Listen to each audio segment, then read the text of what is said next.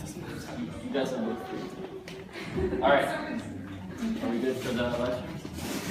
Thank you guys for coming. Good evening and welcome to Students Supporting Israel's event titled Intersectional Zionism. My name is Rudy Rochman and I'm the founder and president of SSI Columbia. I would like to welcome all of you who made it here tonight, along with our viewers via live stream. Before we begin, it is customary here at SSI Columbia to go over our mission statement and the ground rules for this event. Our mission is to be a clear and united pro-Israel voice on campus that strengthens the Zionist community, showcases the empowering story of Israel, and inspires a movement of coexistence on this campus that will allow Israel to become an organic part of a united Middle East. I know, it's long. After our honored guest presentation, we will have time for a Q&A. When I make the announcement for the Q&A, please raise your hand and we will call on you. Today, being against any people's identity or right to self-determine is considered racist and xenophobic. Not supporting the right for Jews to self-determine is no different.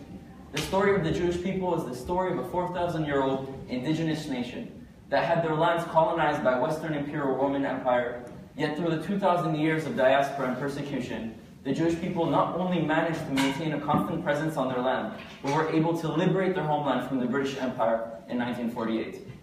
Zionism is the most successful indigenous liberation movement that has ever existed or taken place.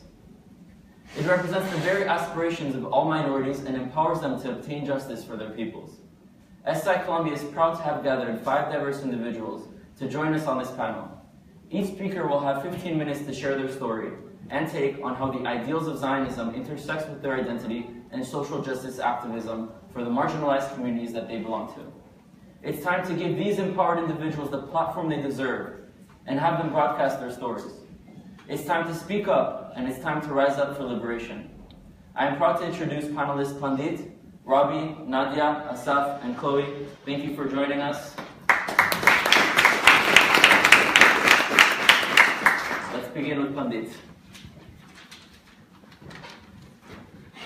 All right, good evening. It's a pleasure to be here. I was born and raised in Sierra Leone, and after that, I grew up during the Civil War. And after the war, I made my way to Singapore. I went to high school, and then.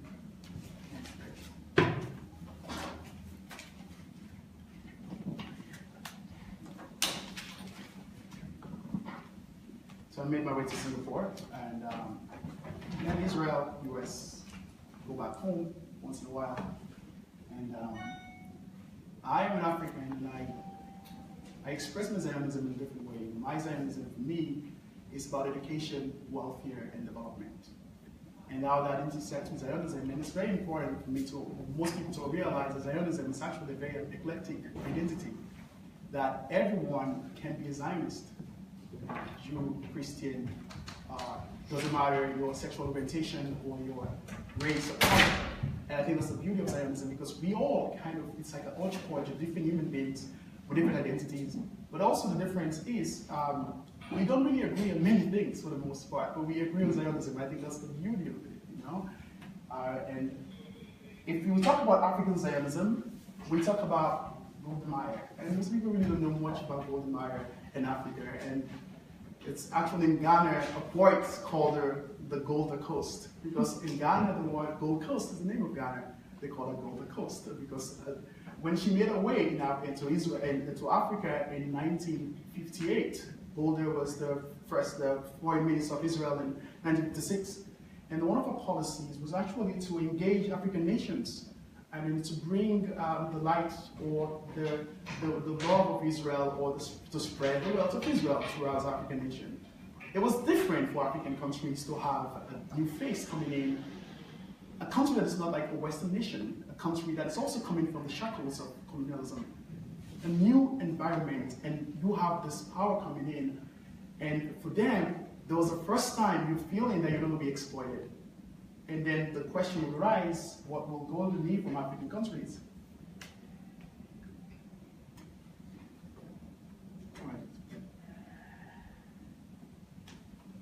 All right, so the next question you have to talk about is Golda Meir knew that Israel also is a symbiotic relationship. Israel needs something from the African countries coming in and to help them.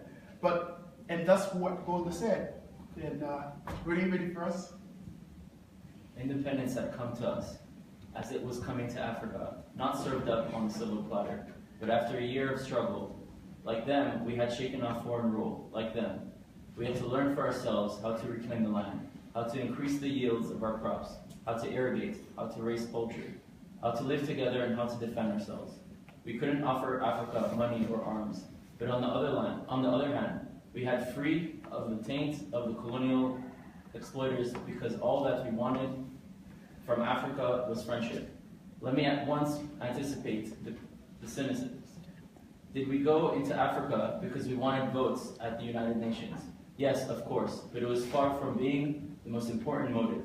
The main reason for our African adventure was that we had something we wanted to pass onto the nations that were even younger and less experienced than ourselves. So Golda's first visit was to Liberia, which is pretty much a country that is next door to Sierra Leone. And there she was called Queen Golda because it was the first time a nation leader coming in from outside the periphery of Africa that was really coming in to embrace the people, embrace the culture, and bring about change in terms of supporting agriculture, innovative design, and agro-based technologies to help those developing countries. Liberia is actually a very unique country in West Africa. It's one of the countries that was not really colonized. I mean, America would say they were colonized by America, but no, they did not. They didn't do that. Because it's a very powerful nation, and it was also the home of many slaves coming in from different parts of the world, as Sierra Leone. But Golda is not the brainchild of African Zionism, political Zionism in Africa. I think this person is, and I'm not going to tell you the name, let's just read it.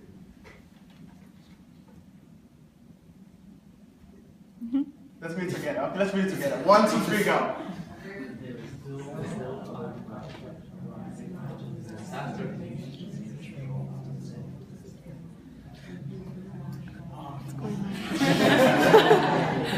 I love this. I love when people read like that. You bring your minds now. Okay, let's do this. Telepathic. But this is actually Theodore Herzl. He's the father of Zionism and modern Zionism. And he was actually thinking of the African question in his journal and memoir in 1903. He's writing about that, thinking about what to do afterwards. So Zionism and African liberation actually intertwined at that point. This is a time when most African countries don't have independence.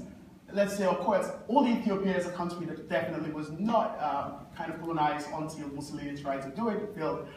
But most countries at that time were under the shackles of colonialism, either England or UK or France or Germany or Belgium. Something was going on. And at that time, this man was thinking about it. And his manifestation, of course, of what happened and how Zionism went to Africa was through Ben Gurion, who was the prime minister at that time, and Golda was the foreign minister. And this is just an example of Israel's work in Africa at this moment. I have to mention that also Sierra Leone right now, during the mudslide, Israel was the first country to go. During Ebola, Israel was the first country to go and build makeshift hospitals. So there is Zionism coming into different parts of the world, and Africa as a whole. A little bit about Sierra Leone. It's my country. It's a very small nation, south of South Carolina. And 7 million people. We have 65% Muslim. It's a perfect country where actually Muslims and Christians dwell together and have perfect harmony. I can really recite a lot of surahs. I can recite a lot of prayer. I've been to the mosques. I fasted 30 days at some point. It was a form of solidarity. We just do it. It's a common thing to do. Muslims celebrate Christmas with us, and Christians celebrate Ramadan. The food is great in Ramadan. Try it sometime. Ask them to invite you. It's amazing. Okay. Sierra Leone and Israel fall under this category of Golda's reign. Golda, of course, became the prime minister in 1969 until 1974. But at that time, Sierra Leone was also getting independent when Golda was the first minister or foreign minister in Israel. And this is Sierra Leone. When Sierra Leone got independent in 1961, we needed state apparatus, we needed parliament, we needed all these things. And the prime minister at the time went to the Queen of England and asked for the government to support Sierra Leone. And of course, they said no to them. And of course, our prime minister went to Ben Gurion. So Israel built her. Look at this. What do you think of? What do you think of? Jerusalem looking at the Dome of the Rock. That was the intention. Because when they were building it, they called this the Dome of Africa. So Sierra Leone became a form of, this is the parliament building. The Israelis that built this parliament and the House of Representatives wanted it to look like you standing in the mountains and looking at the dome. And later that's what happened. But as time went by, changes took place. Most of the experts, the people that went and built the mukshas and the kibbutzim in Africa in the 70s, when Golda, of course, passed away in 1978. And so that relationship starts going down a little bit. And this expert, by 2000, they were all retirees, pension, and they're leaving now. So the style started falling apart. And you see, and that was one of the problems. So Golda's work in Africa started, it's amazing, but it was put to an halt, of course, by natural circumstances. And my story begins with that dream of Golda, the dream of building a better society for Africa using a platform that I call an alternative platform to Western nations, not the WTO, not the forms of reforms that come saying that it's not really, it will never dovetail with Sierra Leone and our culture. I want a country where we can embrace our collective society, where we believe in people, where families can live together but still developed. And that's one of the things you see in Israel, where you have a collective society, everybody close to family, going home on a Friday night or Saturday night, Thursday night to Shabbat, and coming back. And that's one of the things I dreamt for Sierra Leone, one of my dreams. I was fortunate enough to go to United World College in Southeast Asia, and during my time there, I spent most time doing youth parliament, traveling to Europe, different parts of the world, in Singapore, Malaysia, Cambodia, spent more time in different parts of Southeast Asia. And there was a time I started thinking of Singapore, it was a perfect place to be because Singapore is a country that was built after Israel. It's called the Israel of Southeast Asia. Lee Kuan Yew, the Prime Minister of Singapore, when he was building a nation, saw Singapore as Israel because he was surrounded by Indonesia and other countries that he felt they were hostile to them. And so he implemented it like Israel. It's different, the boys don't really. The Israeli